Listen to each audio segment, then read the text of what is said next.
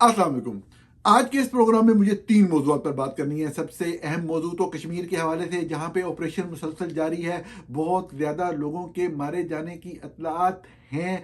कोई भी दानिशमंदी से फ़ैसला करने की तरफ नहीं जा रही हुकूमत, और इन तमाम चीज़ों का क्या नतीजा निकलेगा, क्या लेटेस्ट सूरत-ए-हाल क्या है इस वक़्त कश्मीर की, इसके ऊपर हमें बात करनी है। लेकिन इसमें मैं आपको ये ज़रूर बताऊँगा कि पाकिस्तान पीपल्स पार्टी के सरबराह चेयरमैन बिलावल भुट्टो ज़रदारी ने भी एक बयान दिया है। ये बयान क्या है? क्या इस बयान को इस वक़्त दिया जाना चाहिए था या नहीं? ये वाइज़ फ़ैसला है या नहीं? कश्मीर के हवाले से ओवरऑल जो मीडिया के चंद लोग जो आईएसआई के लिए काम करते हैं, जो बेवकूफ़ बनाने की कोशिश कर रहे हैं चंद लोगों को, वो मैं आपके सामने ओवरऑल सारी सूरत-ए-हाल रखूँगा। इसी तरीके से पाकिस्तान में पंजाब हुकूमत की तरफ से ये कहा गया है कि सराइकी शनाख्त एक चला हुआ कारतूस है। ये नफ़रत अंगेज़ी क्यों बढ़ती चली जा रही है, जो फ़ौज की तरफ से इंस्टॉल की गई है हुकूमतें वफाक में और सूबों में, ये दूसरी कौमियतों के ख़िलाफ़ इस तरह से नफ़रत अंगेज़ बयानात क्यों देते हैं? ये बयान क्या है? इसका मतलब क्या है? इसका बैकग्राउंड क्या है? इसके ऊपर भी थोड़ी-सी बात करनी है मैंने। लेकिन मैं बात शुरू करूँगा इस हवाले से कि बरतानिया और पाकिस्तान के दरमियान एक डिप्लोमेटिक सतह के ऊपर एक स्टैंड ऑफ चल रहा है आजकल। ये स्टैंड ऑफ किस वजह से है? कोई वहाँ पे ग्रूमिंग गैंग्स हैं, उनमें कोई बंदा जो उसका रिंग लीडर है, उसको बरतानिया से निकाले जाने की बात है, और दूसरी तरफ से पाकिस्तान की तरफ से उसका जवाब है।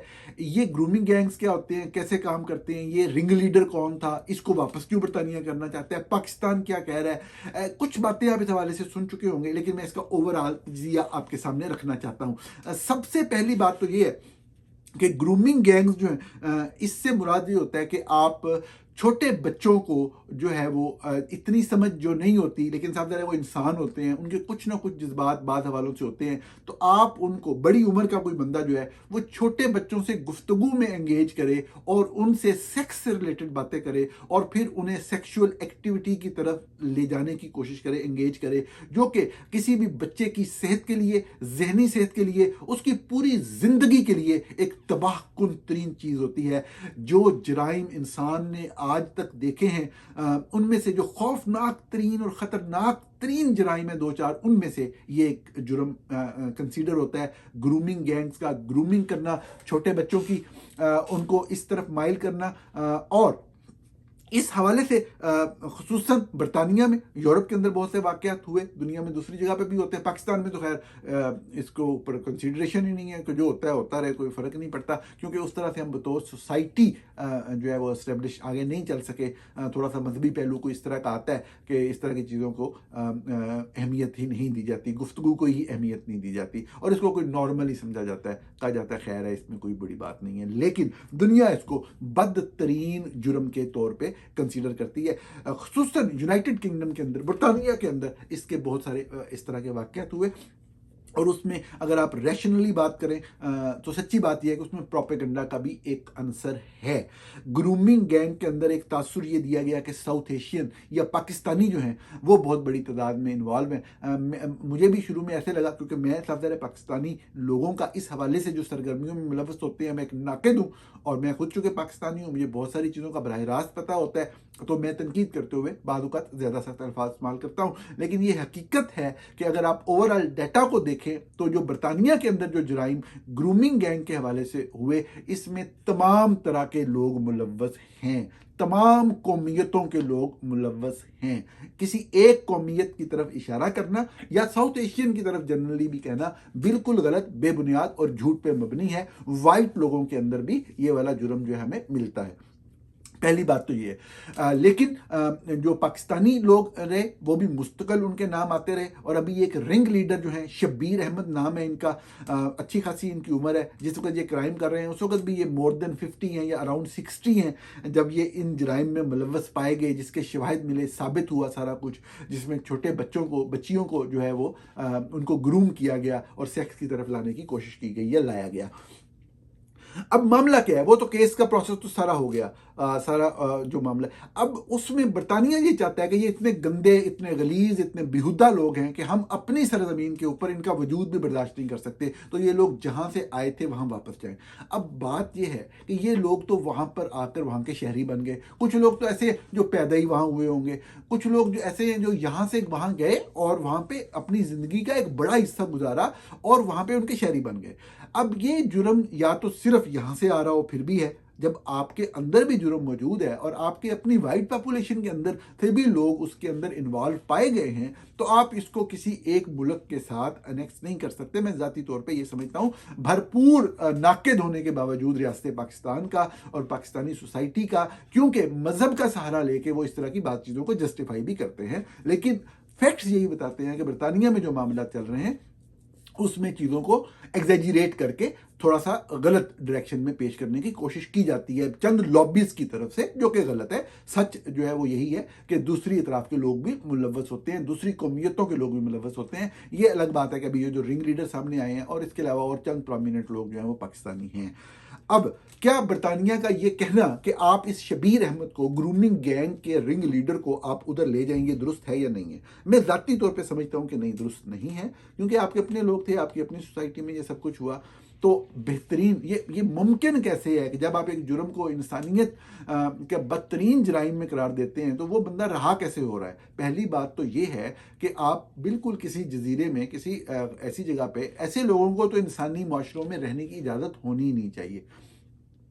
कोई छोटी सी कम इंटेंसिटी की कोई चीज़ सामने आए तो बेशक उसको कम सज़ा हो, 15-20 साल सज़ा दे दें आप उसको, और फिर आप उसको एक मौका दें। लेकिन अगर मतलब है कि बड़ी वायलेशन है या रिपीट है पैटर्न, तो फिर आप ऐसे बंदे को कभी भी इंसानी माशरों में रहने की इजाज़त नहीं देते। इसकी बात सज़ा या जुर्म से नहीं है, आप उनको अलहदा रखते हैं, for the rest of their life उनको मरने देते हैं किसी एक कोठरी के अंदर, वो बाकी ज़िंदगी अपनी गुजारते हैं। ऐसे जानवरों को पाकिस्तान जैसे माशरे जो हैं अपने अंदर रहने की इजाज़त दे सकते हैं। कोई भी सिविलाइज्ड माशरा, इंसानों का कोई भी माशरा ऐसे लोगों को अपने अंदर नहीं रख सकता, जिस तरह के हमारे बाद मौलवी भी होते हैं और ये सारा कुछ।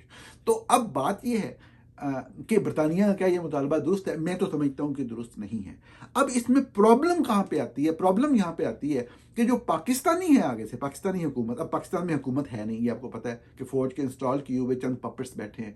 बजाय वो संजीदा गुफ्तगू करने के, बजाय वो सीरियस गुफ्तगू करने के, वो ये कहते हैं कि हम कोई मुजरमों के तबादले की बात भी नहीं है, सिर्फ इसलिए कि आप कह रहे हैं कि ये गंदा किरदार है, शबीर अहमद रिंग लीडर था ग्रूमिंग गैंग का, छोटी बच्चियों को सेक्स की तरफ माइल किया, तो इसको हम पाकिस्तान ले आए। हम तो नहीं लाएंगे। अगर आप चाहते हैं कि हम लाएं तो आप हमें दो बंदे दें जो कि हमें रिक्वायर्ड हैं। अब वो बंदे कौन रिक्वायर्ड हैं? आपका दिल बड़ा खुश होता अगर पाकिस्तान ने किसी बहुत बड़े कातिल को मांगा होता, जो पाकिस्तानियों का कातिल होता। पाकिस्तानियों के बहुत सारे कातिल पाकिस्तानियों को कत्ल करके आईएसआई के लिए काम करते थे, कत्ल किया, जाके बरतानिया बैठे हैं, यूरोप बैठे हैं।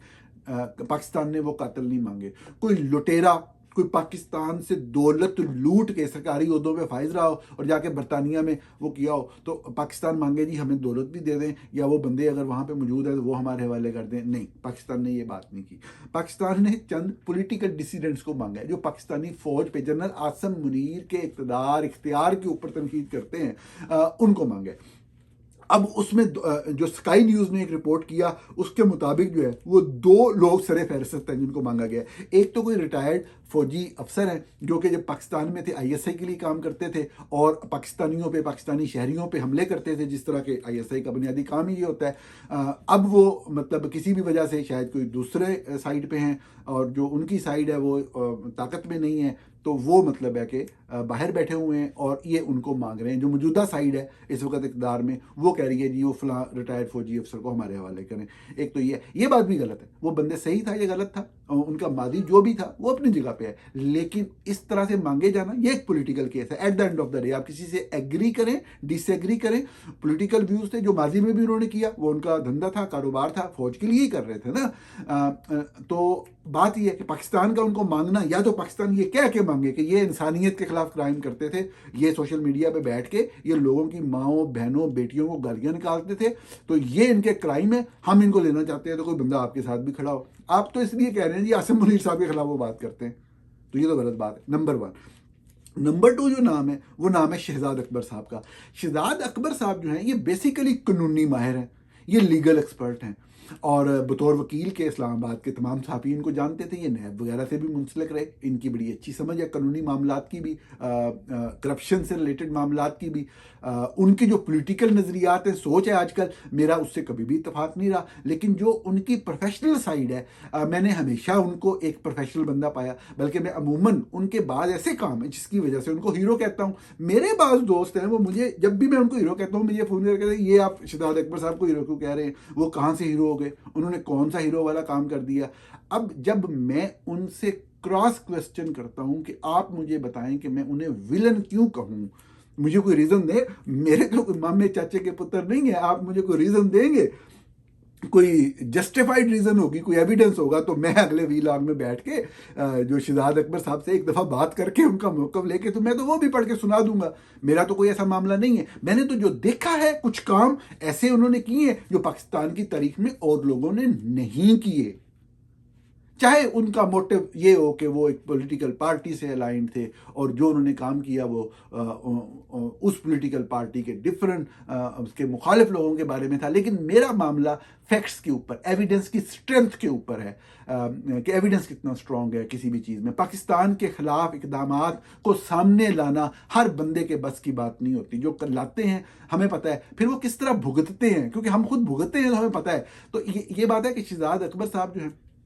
ये जो मुतालबा किया मोहसिन नकवी साहब ने बरतानिया से, या फ़ौज ने मोहसिन नकवी साहब के ज़रिए बरतानिया से, उसमें भी अगर ये बता दिया जाता कि शहजाद अकबर साहब फलान जगह पे काम करते थे, ये 10 अरब डॉलर लेके भाग गए हैं, इल्ज़ाम भी लगा दें यार, मैं तो आपका इल्ज़ाम पढ़ के सुना दूंगा। आप कहें जी शहजाद अकबर साहब ने फलां गांव मोहल्ले में 15 बंदों को कत्ल किया, जिस तरह ISI के हर बंदे ने 15-15, 20-20 बंदे मारे हुए हैं पाकिस्तानी। आप कह दें जी उन्होंने फलां काम गलत किया है, फलां चीज़ गलत की है, तो मैं आपके साथ खड़ा हूं। तो ये बात तो बड़ी गलत है कि शहजाद अकबर जो हैं, सिर्फ इसलिए उनके बारे में दिल में नफरत रखना, आम लोगों, अपने दोस्तों से बात कर रहा हूं मैं, कि जी वो PTI से ताल्लुक रखते हैं, तो बड़ी गलत बात है। ताल्लुक रखते हैं तो मैंने खुद भी कहा, मैं इख्तिलाफ राय रखता हूँ उनकी सोच से। वो समझते हैं इमरान खान जो है वो सब कुछ तब्दील कर देंगे, तो मैं समझता हूँ कि ऐसा नहीं है, क्योंकि उनको मौका मिला, उन्होंने नहीं तब्दील किया, ठीक है ना, कोई ऐसी डायरेक्शन भी हमें नज़र नहीं आई। तो ये मेरी एक तनकीद है, मैं उनसे डिसएग्री कर सकता हूँ, लेकिन जो उन्होंने काम किया, जो बड़े बड़े चोरों को वो सामने पकड़ के लाए, और जो एविडेंस, मैंने खुद उस एविडेंस का मुतालिया किया है, खुसूसी तौर पे जो साहब इस वक्त वज़ीर आज़म की कुर्सी पे बैठे हैं, जिस तरीके से शहजाद अकबर ने उनकी करप्शन एक एक मरहले, एक एक स्टेप के ऊपर पकड़ी है, मैं हमेशा कहता हूँ और कहता रहूँगा कि सलाम है शहजाद अकबर साहब को, कि उन्होंने पकड़ के एक सारा कच्चा चिट्ठा खोल के रख दिया है। वो जब आपके सामने आएगा, कुछ चीज़ें ऑलरेडी रिपोर्टेड हैं, कुछ बहुत सारी चीज़ें रिपोर्टेड नहीं है, आपके सामने आएंगे, आपकी आंखें खुल के रह जाएंगी कि किस तरीके से ज़बरदस्त अंदाज में शहजाद अकबर की टीम ने काम करके पाकिस्तान में भी और बरतानिया में भी, पाकिस्तान के अंदर पूरा फैला हुआ जो नेटवर्क था, कि किस तरह अरबों रुपए जो हैं वो उनको मतलब है कि वाइट करने की कोशिश की गई, किस तरह लूट मार की गई पाकिस्तान की तारीख में। मैंने बहुत सारी इन्वेस्टिगेशन पढ़ी हैं, इसके अलावा भी अच्छी हैं, लेकिन इतने बड़े वॉल्यूम की और इतने ताकतवर शख्स की इस तरह से एक फोरेंसिक इन्वेस्टिगेशन करके जो चोरी और लूट मार सामने लेके आना, ये बड़ी बात थी शहजाद अकबर साहब की, और उनको इसी चीज़ की सज़ा मिली, उनकी फैमिली को भी इसी चीज़ की सज़ा मिली। मैं अगेन कहता हूँ कि कोई चीज़ है उनके खिलाफ तो ला के दें यार, हम तो बैठे हुए हैं, हम तो हमेशा कहते हैं कि कोई चीज़ है तो बताएं, हम भी बात करते हैं। ये शहजाद अकबर साहब से पूछ लेंगे, भाई हैं, वो कहेंगे भाई आपने ये काम गलत किया, आपने 5 बंदे मारे हैं, आपने 10 अरब डॉलर लूटा है, तो 1 अरब डॉलर तनख्वाह भी दे दो, या इस तरह की जो भी बात है। तो अब बात यह है कि ये कितनी घटिया बात है रियासत पाकिस्तान की तरफ से ये कहना कि आप जो है वो, हम अब गंदा बंदा आपका इसलिए लेंगे कि आप हमारे वो बंदे जो हमें रिक्वायर्ड हैं, जो आसम मनीर की गैर कानूनी हुक्मरानी को गलत कहते हैं, वो हमारे बारे में, ये बड़ी गलत बात है। इस तरीके से नहीं होना चाहिए, जो चीज़ गलत है गलत है।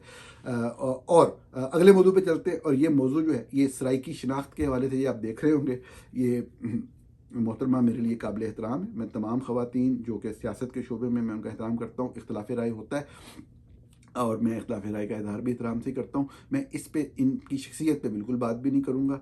मैं सिर्फ़ जो फ़िक्रा उन्होंने इस्तेमाल किया, जो मुझे बाद लोगों ने वेरीफ़ाई किया कि ये अल्फ़ाज़ उन्होंने बहरहाल कहे हैं कि सराइकी शनाख्त एक चला हुआ कारतूस है।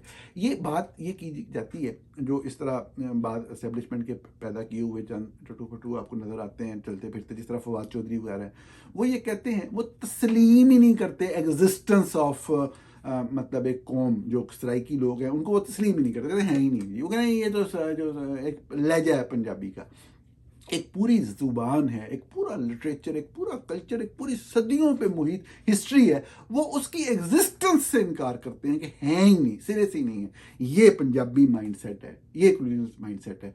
सिर्फ इसलिए कि सराइकी के चंद मतलब जो गूढ़ी सराइकी बोली जाए, एक पंजाबी एक लफ्ज़ नहीं समझ सकता। मैंने आपको कई दफ़ा मिसालें दी हैं बोल के। जो हमारे मैं भावलपुर शहर से हूँ, तो हमारे जो अल्टीमेटली आगे सिंध शुरू हो जाता है, रहीमजर खान डिस्ट्रिक्ट है, आखिरी तहसील सादकाबाद है, आगे सिंध शुरू होता है। जो हमारे उस इलाके के लोग हैं रहने वाले, जो सिंधी ज़ुबान है, बिल्कुल डिफरेंट एक ज़ुबान है, लेकिन हमारे उस इलाके के रहने वाले लोग सिंधी की आधी से ज़्यादा बात समझ जाते हैं जब लोग सिंधी में बात कर रहे हो। तो क्या इसका मतलब है सिंधी भी पंजाबी का लहजा है? पंजाबियों को ये भी नहीं पता कि वो किसी दिन बलोची को भी और पश्तो को भी एक पंजाबी का लहजा ही कह दें ना। इनको सिंधी बिल्कुल समझ नहीं आएगी, लेकिन हमारे लोग सिंधी के काफ़ी अल्फाज को बहुत इजीली पूरी गुफ्तगू को समझ जाते हैं। ये इस तरीके से कौमियतों के खिलाफ नफरत का एक मुल्क बना, जुबान बोलने वालों की बुनियाद पे सूबे बने। सराइकी सूबा आपने नहीं बनाया। भावलपुर रियासत अलहदा थी, वहाँ रियासती बोलने वाले, सराइकी बोलने वाले लोग मौजूद थे। आपने जब 1 यूनिट जो है वो बनाया, तो आपने सारे सूबे इकट्ठे किए, इस तरफ वाले, वेस्ट साइड वाले, उसके अंदर भावलपुर शामिल हो गए। जब 1 यूनिट तोड़ा, भावलपुर को आपने एक डिवीजन के तौर पर पंजाब के साथ नत्थी कर दिया। ये भी शुक्र है डिवीजन के तौर पर, डिस्ट्रिक्ट के तौर पर नहीं किया। हद है, वैसे कमाल है। और आज के दिन तक वो आपने भावलपुर स्टेट का वो जो स्टेटस है वो बहाल नहीं किया।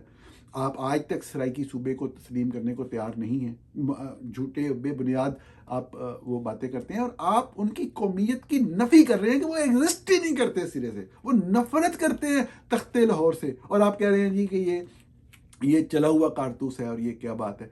मेरे ख्याल में नफरत अंगेज़ी का ये सिलसिला रुकना चाहिए। हम बलोचों के बारे में भी यही बात करते हैं, पश्तूनों के बारे में भी जो पंजाबी है माइंडसेट है वो यही अनपढ़, जाहिल और इस तरह के अल्फाज मैं सुनता रहा हूँ सारी ज़िंदगी, सब उनको कुछ समझते ही नहीं है। इसी तरीके से बलोचों के बारे में जो बात कहने वाली नहीं है, रिपीट करने वाली नहीं है। सिंधियों के बारे में ये क्या समझते हैं, उर्दू स्पीक महाजरों के बारे में क्या समझते हैं, सराइकियों के बारे में ये आपने देख लिया ये क्या अल्फाज हैं। कश्मीरियों के बारे में जो था खुल के सामने आ गया। पहले थोड़ी बहुत कश्मीरियों की वो एक सेंसिटिव पोजीशन की वजह से कोई नपी तुली बात करते थे। नफ़रत अंगेज़ी पंजाबियों पे ख़त्म है वैसे, और शर्म आनी चाहिए हमें, बजाय उनको उनका हक देने के बजाय। वो सूबा पंजाब की असम्बली बाकायदा जो एक रिक्वायरमेंट है कॉन्स्टिट्यूशनल वो पूरी कर चुकी है। सराइकी सूबे के क़याम का मुतालबा जो है वो पंजाब, सिर्फ एक आइनी तरमीम होनी है और वो मामला हो जाना है। लेकिन उस तरह बात नहीं जाने दीजिए। आखिरी मौजू की तरफ चलते हैं। कश्मीर के ऊपर मुझे बात करनी है, लेकिन मैं सबसे पहले बिलावल भुट्टो जरदारी साहब का आपके सामने पढ़ के सुनाऊँगा कि उनको रिपोर्ट किया है कश्मीर का फ़ैसला कश्मीरी ही करेंगे, लेकिन बंदूक और धरने के ज़ोर पर कोई आइनी तब्दीली नहीं की जा सकती। बिलावल भुट्टो, मुजफ्फराबाद चेयरमैन बिलावल भुट्टो का कहना है कि कश्मीर का फैसला कश्मीरी ही करेंगे, लेकिन बंदूक और धरने के जोर पर कोई आइनी तब्दीली नहीं की जा सकती। ये मुजफ्फराबाद कैसे गए हैं, वहाँ पे किस तरह से चीज़ों को मैनेज किया जा रहा है, कौन मैनेज कर रहा है, ये एक बहुत बड़ा सवालिया निशान है। क्योंकि पूरे कश्मीर के अंदर जो है वो इस वक्त एक ऐसी सूरत हाल है कि अवाम कश्मीर में रहने वाले इस चीज़ के ख़िलाफ़ सरापा एहतजाज हैं कि उनके लोगों को मारा गया है। और 12 नशिस्तें जो क्रिएट की गई मकबूजा कश्मीर में रहने वाले के इलाकों के लिए कि कश्मीर एक है बुनियादी तौर पर हमारे मौक़िफ़ के मुताबिक, और वो लोग जो आके सेटल हो गए पंजाब के मुख्तलिफ इलाकों या दीगर इलाकों में, उनकी 12 सीटें जो होनी चाहिए और वहाँ पे बंदे भी होने चाहिए।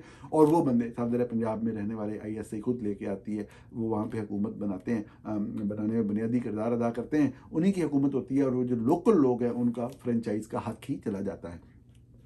अब एक तरफ ये कहना कि जी कश्मीर के फैसले कश्मीरी ही करेंगे, लेकिन धरने और इससे बंदूक का इस्तेमाल क्या अवामी एक्शन कमेटी वाले कर रहे हैं, क्या कश्मीरी अवाम कर रहे हैं? हरगिज़ ऐसा नहीं है, नहीं कर रहे हैं, ये गलत बात है। मैं नहीं समझता कि बिलावल साहब को ये जिस बंदे ने भी मशवरा दिया है कि वो ये स्टेटमेंट दें, ये कोई वाइज मशवरा है। मैं सिर्फ इतना कहूँगा, इससे ज़्यादा नहीं कहूँगा, ये गलत बात है। इस तरीके से जो लोग एहतजाज कर रहे हों, एहतजाज के ज़रिए जमहूरी तरीके के ज़रिए अपना हक मांग रहे हैं, उनके ऊपर इल्ज़ाम नहीं लगाना चाहिए। ये गलत बात है, ये बात नहीं की जानी चाहिए थी। मैं समझता हूँ ये बात बिल्कुल गलत है। जो मुतालबा है, जो आईएसआई के वीलॉगर्स हैं, जो राइटर्स हैं, जो सहाफ़ी हैं, जो एंकर पर्सन हैं, वो जो बात कर रहे हैं, वो क्या कर रहे हैं कि जी यही तो हमारा मुतालबा है कि मकबूजा कश्मीर हमारा है, कश्मीर का हिस्सा है, तो उनकी नशिस्तें क्यों ना हों, ये बात कर रहे हैं। दूसरी बात ये कर रहे हैं जी कि वो अगर चाहे यहाँ पे रहते हैं, एक दिन तो कश्मीर होगा तो वो उसका हिस्सा बनेंगे। दूसरी बात वो ये कहते हैं। तीसरी बात वो ये कहते हैं कि जो भारत के तसल्लुत में कश्मीर है, जो भारतीय कश्मीर है, उसकी असम्बली में भी कोई 12 या 24 सीटें जो हैं वो आज़ाद कश्मीर के इलाकों की रखी गई हैं। अब वो रखी तो गई हैं सीटें, तो क्या वहाँ पे बंदे भी आते हैं? इस बारे में वो बात नहीं करते। प्रोपेगेंडा करना होता है ना, झूठ फैलाना होता है। हकीकत ये है, सच ये है कि जो भारतीय कश्मीर के अंदर, जो भारत के तसल्लुत में कश्मीर है, उसमें जो सीटें रखी गई हैं हमारे कश्मीर या गिलगित बल्तिस्तान के इलाकों की, उस पर कभी कोई बंदा नहीं आता। उनकी असम्बली में वही लोग आते हैं जो वहाँ पे रहने वाले हैं। वही लोग अपनी हुकूमत का फैसला करते हैं। अगरचा ये जो 3-4 साल पहले जनरल बाजवा ने जो करवाया यहाँ पे वाइट हाउस में आके, और वो मोदी ने वो एक आइन के अंदर तरमीम करके उसको अनेक्स किया है, वो वाली उसके बाद से सूरत हाल वहाँ पे परेशान कुन ज़रूर है, लेकिन हुकूमत इलेक्शन बाकायदा होता है, हमारी तरह ड्रामा नहीं होता। ओवरऑल वहाँ की इकोनॉमिक सूरत हाल या जो पब्लिक की फैसिलिटीज़ हैं, आप खुद उसका मुतालिया करेंगे किस तरफ बेहतर है, आपको खुद पता लगेगा कि कौन आपको बेवकूफ़ बना रहा है, कौन नहीं बना रहा। जब से वहाँ पे डैम बने हैं या जब भी उधर मामलात हुए हैं, उनके लोगों को तब से अर्जा नरखों पे बिजली मिलती है। उनको जो अजनास हैं वो सब्सिडाइज रेट्स पे मिलते हैं। हमारे यहाँ एक तो तजलील मुसलसल की गई कश्मीरियों की, उनको उनका राइट नहीं दिया गया, उनको सस्ती बिजली नहीं दी गई वादे के बावजूद, उनको अजनास पे सब्सिडी नहीं दी गई। अब 3-4 बंदे उनके मर गए दिखाने के लिए कार्रवाई डाली चंद महीने पहले, अब उसको बार बार वो करा के उनकी तजलील कर रहे हैं। दूसरी तरफ हमारे लोग ये कहते हैं, जो एंकर पर्सन हैं, जो सहाफ़ी हैं आईएसआई के लिए काम करने वाले, कि वो जी 12 नशिस्तें, जो 24 नशिस्तें जो भारत में अगर हैं भी सही, तो वो तो इसलिए नहीं है कि वो तो कश्मीरी तो वहाँ पे रहते ही नहीं है। यहाँ तो अरे कश्मीरी यहाँ पे पंजाब के अंदर, एक लाहौर के अंदर कश्मीरी फैमिली 10 या 20 फैमिलियाँ रह रही हैं, उनकी रिप्रेजेंट वो पूरे का पूरे लाहौर के अंदर अमलगमेट हो गए, वो उस पूरे निज़ाम का हिस्सा बन गए। उनको फंडिंग भी मिलती है 4 करोड़ रुपया जी, कि जी आप, उन्होंने लाहौर दियाँ गलियाँ पक्कियाँ करनियाँ ने, पंजाब की हुकूमत मर गई है वो उनकी गलियाँ पक्कियाँ करने के लिए। सब करप्शन का, चोरी चकारी का निज़ाम है। ये सही का एक गलत बात है। जो लोग जहाँ पे रहते हैं उनकी हुकूमत कौन करेगा, ये फैसला वही करेंगे। ये कहना भी बददियांती की बदतरीन मिसाल है कि जी 12 ते नहीं गल होंदी ते हमें 6-7 ते कर लो, 3-4 ते कर लो। ये कोई बात है करने वाली भाई? उन लोगों को तल्लक ही नहीं है जो गवर्नमेंट मुजफ्फराबाद में बन रही है। जब पाकिस्तानी फौज कश्मीर को आज़ाद कराएगी, जो मैं समझता हूँ करवा सकती है आज़ाद, तो बिल्कुल उनकी पूरी नशिस्तें होंगी, कौन कह रहा नहीं होंगी। या अगर आज़ाद नहीं करवा सकते तो जिस वक्त भी ये मामला वो जाके वहां पे सेटल हो जाए, तो बिल्कुल अपना जो भी हिस्सा है वो ले लें। भारतीय कश्मीर के अंदर ये झूठ बोलते हैं, भारतीय कश्मीर के अंदर जो भी सीटें आज़ाद कश्मीर या गिलगित बल्तिस्तान की रखी गई हैं, वहां कोई मुंतखब होकर नहीं आता, वो खाली पड़ी रहती हैं। ये लोगों को बेवकूफ़ बनाने के लिए ये बात करते हैं। खैर भारत, बहुत जुल्म हो चुका है कश्मीर के अंदर, इसको रुकना चाहिए।